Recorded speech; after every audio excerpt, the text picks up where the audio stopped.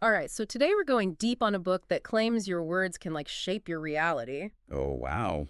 It's Florence Scovel Shinn, and Your Word is Your Wand. Okay, yeah. Have you heard of this one? I have, yeah. It's a really fascinating blend of, like, Christian metaphysics and new thought principles. Right, yeah. So Um, basically, like, could our words actually be magic wands, shaping our world around us? yeah. That's what we're going to find out today. Let's find out.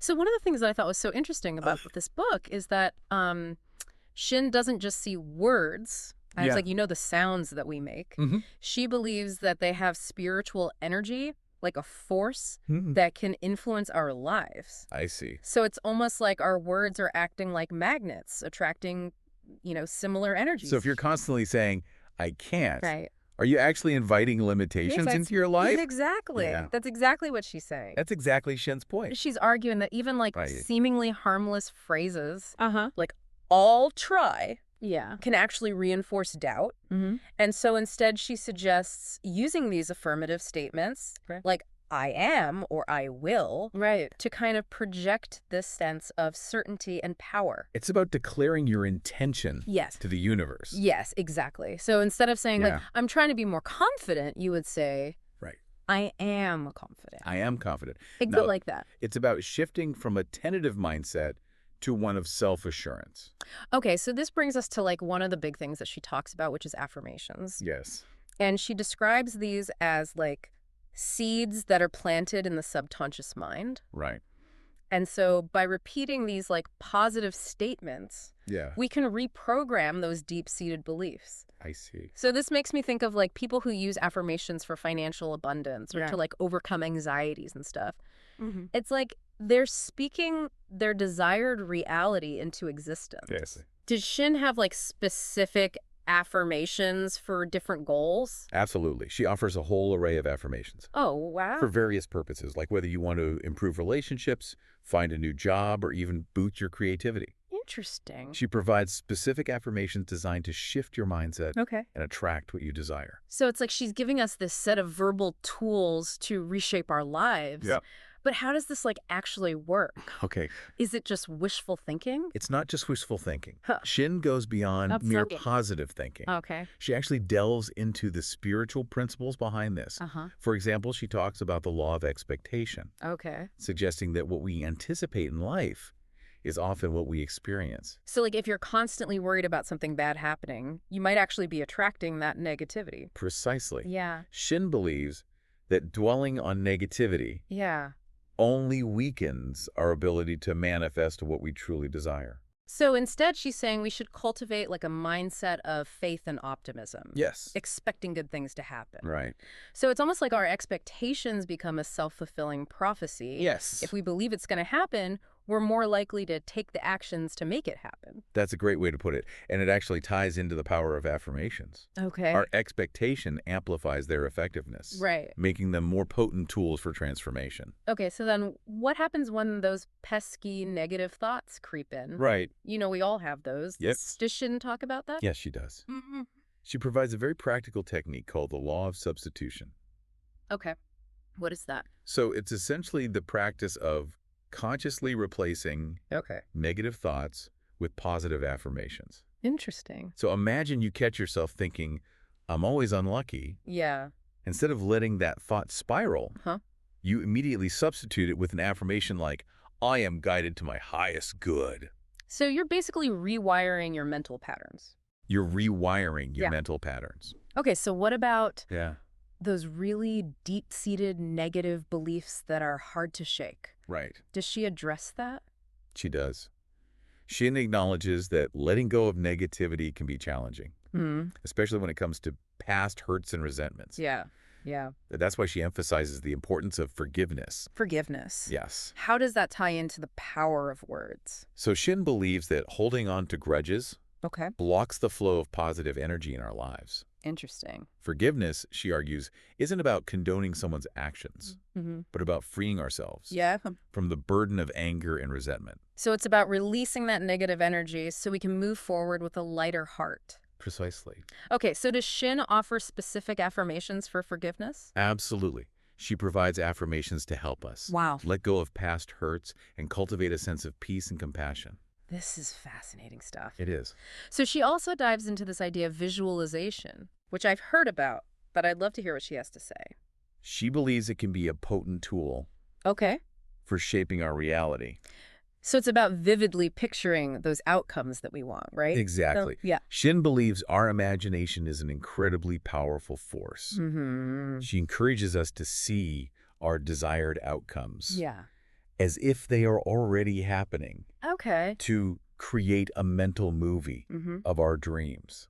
So it's almost like we're planting a seed in our subconscious mind and then nurturing it with these like vivid images. That's a great analogy. Okay. And Shinn suggests that the mind doesn't always distinguish Mm-hmm. between what's real and what's imagined. Interesting. So by repeatedly visualizing ourselves, achieving our goals, Yeah, okay. we convince our subconscious mind that it's possible. That makes me think of athletes who visualize their performance before a competition. Right. They're essentially training their minds for success. Exactly. Okay, so but what about those times Yeah. when we face setbacks or things don't go as planned? How do we like stay positive and keep that faith Right. in the power of our words? So Shinn addresses this by highlighting the roles of faith Okay. and non-resistance. Okay. Faith for her is about having unwavering trust Mm-hmm. in the unseen forces at play, even when we don't see immediate results. So it's about believing in the possibility even when things are tough. Exactly. Yeah. And non-resistance is about surrendering our rigid expectations Okay. and allowing the universe to work its magic. So letting go of control. Letting go of the need to control every detail Right. and trusting that things will unfold in the best possible way. That sounds challenging. It can be, Yeah. but she gives a really good example. Okay. She talks about planting a seed. Okay. You can prepare the soil, water, it provides sunlight, but you can't force it to grow. You got to trust the natural process. You have to trust the natural process. Yeah. It's the same with our desires. We can take inspired action, Right. but ultimately we need to surrender to a higher power and trust that things will work out. That's a great analogy. Yeah. Because it reminds us that we don't have to micromanage every aspect of our lives. Right. But if we're letting go of control, does that mean that there's a greater force at play? Yes. And this brings us to one of Shinn's more intriguing concepts, Okay. the divine mind. Okay. She believes that we are all extensions Mm-hmm. of this infinite source of wisdom and guidance. So it's not just about our own power, but it's about tapping into something greater. Precisely. Wow. Shinn suggests that aligning ourselves with this divine mind Okay. unlocks unlimited potential, Oh, wow. allowing us to access inspiration, guidance, and even miracles. Miracle. Miracles we never thought possible. That's fascinating. Yeah. So it's almost like we're plugging into like a universal power source. But that's a great way to put it. Okay, so this connection to the divine mind also ties into another principle in her teaching, which is the law of karma. Yes. So she's talking about reaping what you sow. Reaping what you sow. So are we talking about our actions and our words having consequences? Exactly. Okay. It's about understanding that our energy, whether positive or negative, ultimately returns to us. It makes sense. Yeah. It underscores the importance of choosing our words and actions carefully, Right? knowing that it'll shape not only our lives, but also the world around us. Every thought, every word, every action is like planting a seed. Wow. We have the power to choose what kind of garden we want to cultivate in our lives. That's a powerful image. It is. It emphasizes the importance of being mindful and intentional with our words. Absolutely. And that's what makes Shinn's work so practical. Mm-hmm. Your word is your wand isn't just a theoretical exploration of spirituality. Right. It's a guidebook for living a more empowered and fulfilling life. And that's what we're all about here on the Deep Dive. Yes. You know, taking these ideas and figuring out how to apply them to our lives. Exactly. So what stands out to you the most from what we've talked about so far? Like what resonates with you? I think Yeah. what resonates most with me is that Shinn manages to blend profound spiritual concepts with practical advice. Yeah. Her book, Your Word is Your Wand, Uh-huh. it's filled with like specific exercises, techniques for like everyday use. It's like she's giving us this toolkit to like reshape our thoughts and create a more abundant and joyful life. It's a great way to put it. Yeah. She encourages readers to make positive affirmations. Right. And visualizations, a regular practice, almost like a mental workout Interesting. for attracting what we want. And she's adamant that Okay. Consistent effort will yield positive results. That's inspiring. Yeah. But it also raises a question for me. Okay. If our words are so powerful, does that mean we're responsible for everything?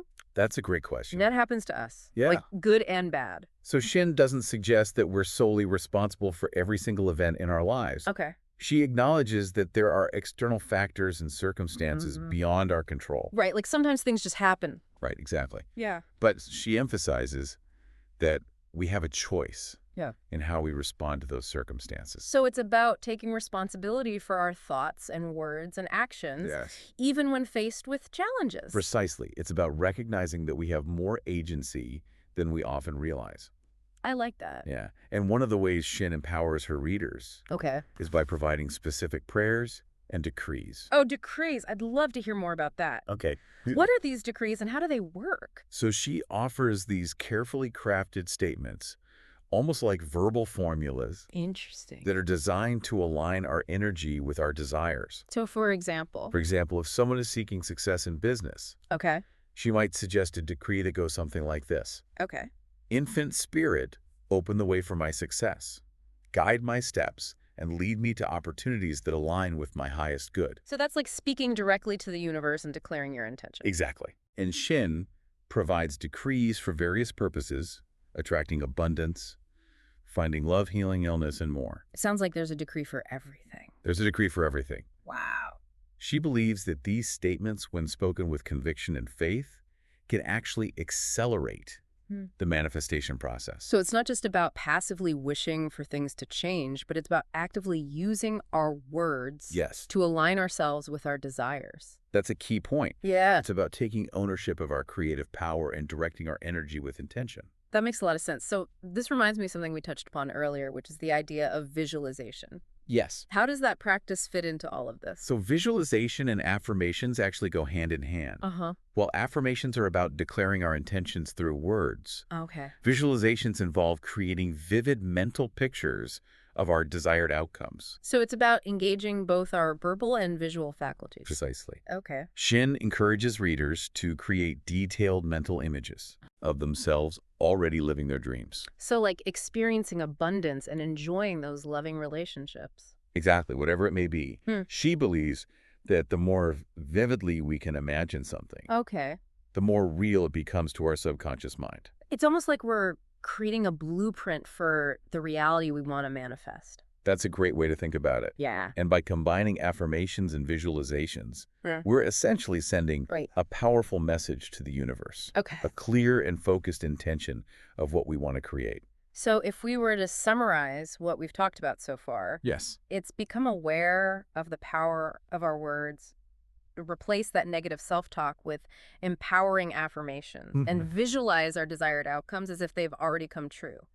Cultivate faith, release resistance, and align with that divine mind that we talked about. That's an excellent summation. Cool. It's about understanding that our words are tools. And we have the power to use them to shape our lives. But what does that really mean? Practically speaking, how can we take all of this and actually apply it to our daily lives? So Shinn emphasizes that this isn't about becoming some kind of mystical guru or living a life devoid of challenges. We're all going to have challenges. We're all going to have challenges. Yeah. It's about integrating these principles into our everyday routines. She encourages readers to start small, perhaps, by choosing one affirmation to repeat daily or dedicating a few minutes each day to visualization. So it's about making these practices a habit, just like brushing our teeth or exercising. Exactly. Yeah. And over time, as we become more mindful of our thoughts and words, we'll begin to notice subtle shifts in our reality. Like what kinds of shifts? We might find ourselves attracting more opportunities, experiencing greater synchronicity, or feeling a deeper sense of peace and joy. Interesting. So it sounds like a process of gradual transformation. Precisely. Not like a sudden overnight miracle. Not a sudden overnight miracle. It's a journey, not a destination. There will be ups and downs along the way. But the key is to stay committed to the practice and trust in the process. So embracing the journey and trusting that even when things don't go as planned, there's a higher purpose at play. That's a wonderful perspective. Yeah. And it speaks to the importance of cultivating a mindset of faith and non-resistance. Right. Just trusting that things are unfolding as they should. Exactly. So that brings me back to the decrees that you mentioned. Yes. Are those meant to be used in conjunction with the affirmations and visualizations? Yes. The decrees act as powerful statements of intention, Okay. while affirmations help to reprogram our subconscious beliefs, and visualizations create those vivid mental images of our desires. Got it. When used together, they form a potent trifecta for manifestation. Powerful stuff. It is. So it's about using all the tools at our disposal to align our energy with what we want to create. Exactly. And it's about remembering that we are not alone in this process. Right. We have access to a source of infinite wisdom and power that is always available to support us. That's incredibly reassuring. It is. It's like knowing that we have this divine backup system. Yes. Guiding and supporting us every step of the way. That's a beautiful way to put it. Yeah. And it speaks to the essence of Shinn's message. Okay. We are powerful creators, capable of shaping our reality through the power of our words and thoughts. So we're not just passive recipients of fate, we're active participants. Precisely. In co-creating our lives. And that realization is both empowering and liberating. It is. It really is. It allows us to approach life with a sense of purpose and possibility, knowing that we have the ability to manifest our dreams. That's a beautiful note to end on. It is. Because it leaves me feeling very inspired and motivated. Good. To put these principles into practice. I'm so glad to hear that, and I encourage our listeners to do the same. Yeah. Experiment with these techniques. Explore what resonates with you, and most importantly, have fun of it. Great advice, because if our words really are warns, yes, why not use them to create a little magic in our lives? Exactly. But before we wrap up, I'm curious to hear your thoughts on something. Okay, I'm all ears. So Shinn really emphasizes the power of positive words and thoughts. But what about those times when we inevitably experience negative emotions? Right. Like, is it even possible to eradicate negativity completely? Okay, that's an insightful question. Yeah. And one that Shinn actually addresses in her work. Go. She acknowledges that negative emotions are a part of the human experience. Right. We can't just avoid them. We can't just wish them away. Yeah. However, she offers guidance on how to navigate them. Okay. In a way that empowers us rather than diminishes us. I'm intrigued. How does she suggest we approach those inevitable moments of negativity? So Shinn emphasizes the importance of acknowledging our feelings without judgment. She suggests that we actually view negative emotions as messengers. Messengers. Messengers. Signals that something needs our attention. So instead of trying to suppress or ignore those negative feelings, we should lean into them. Yes. And try to understand what they're trying to tell us. Precisely. Okay. For example, if you're feeling anxious, yeah, instead of berating yourself for feeling that way, right, ask yourself, what is this anxiety trying to tell me? What needs my attention? Interesting. Perhaps there's a situation in your life that you've been avoiding. Or a decision that you need to make. It's like using those negative emotions as an opportunity for self-reflection. Yes. And growth, rather than letting them control us. Exactly. And once we've identified the root of the negative emotion, we can begin to address it constructively. So how do we do that? Shinn suggests using affirmations and visualizations to shift our perspective. Okay. And cultivate a more positive outlook. So using those verbal and mental tools to transform negativity into like a catalyst for positive change. That's a great way to put it. Yeah. And it highlights the importance of self-compassion. Right. Shinn reminds us that we are all works in progress. And it's okay to have moments of negativity. We're all human. We're all human. The key is to approach those moments with kindness and understanding. Right. And to use them as opportunities to learn and grow. That's a really powerful message. It is. Because it reminds us that we don't have to strive for this unattainable ideal of just perpetual positivity. Exactly. It's about embracing the full spectrum of human experience. Yes. Including the challenging emotions. Yes. And finding ways to navigate them in a way that serves our highest good. Beautifully said. Yeah. And it speaks to the heart of Shinn's teachings. Okay. She wasn't about promoting some kind of superficial happiness. Right. That ignores the complexities of life. Yeah. She was about empowering people to create a more fulfilling and meaningful existence, which includes acknowledging and working through challenges. So it's about using our words and thoughts Yes. to create a life that is authentic and align with our deepest values. Yeah, Not a life that's devoid of any difficulty. not a life that's devoid of any difficulty, and recognizing that true joy and fulfillment often arise from overcoming obstacles and emerging stronger on the other side. That's a really inspiring thought. It is. Because it reminds us that challenges are not meant to break us. Right. But to help us grow and evolve. Exactly. And that even in the midst of those challenges, we have that power to choose our thoughts, words, and actions. Yes. And to shape our reality in ways that align with our highest aspirations. That's beautifully said. This has been such an enlightening conversation. It has. It's left me feeling empowered and hopeful. Good. With this renewed sense of possibility. I'm so glad to hear that. Before we move on to the last part of our deep dive, I want to pause for a moment. Okay. And invite our listeners to do the same. Just take a deep breath. Reflect on what has resonated with you so far. That's a great suggestion. Yeah. It's important to give ourselves time to absorb these concepts and to consider how they might apply to our own lives. Absolutely. And if any questions or insights have come up for you during this part of our exploration, we'd love to hear them. You know, it's so easy to just get caught up in the hustle and bustle of daily life. Absolutely. And we forget to pay attention to the words that we're using. Yeah. Or the thoughts that we're harboring. It's true. Shinn's work really serves as a powerful reminder that we have a choice in every moment. Okay. We can choose words that uplift and empower, or words that limit and diminish. It's like we're constantly casting spells. I love that. Whether we realize it or not. It's a great analogy because it really highlights the impact that our words can have. But, you know, if we're honest with ourselves, we've all had those moments where negativity kind of takes over. Yeah. How do we reconcile that? Yeah. That's a good question. With everything that Shinn is saying about being so positive. So Shinn doesn't present this as some unattainable state of perpetual bliss. Right. She acknowledges that life has its ups and downs. Challenges and setbacks are inevitable. They are. What she emphasizes is our power to choose how we respond to those challenges. So it's not about denying that there's negativity out there. Right. But it's more about reframing our relationship. Exactly. That's a great way to put it. Yeah. It's about recognizing that we have the power to choose our thoughts and words. Right. Even in the midst of difficult circumstances. Yeah. And that's where the true magic lies. Where's that? In our ability to transform negativity into a catalyst for growth. Oh, that's interesting. So it's like taking that negative experience and turning it into something that helps us evolve. Yes. Using it as fuel for growth. That's powerful. So it sounds like it's about finding that inner strength to shift our perspective and choose a more empowering narrative. Precisely. And it's about remembering that we are not alone.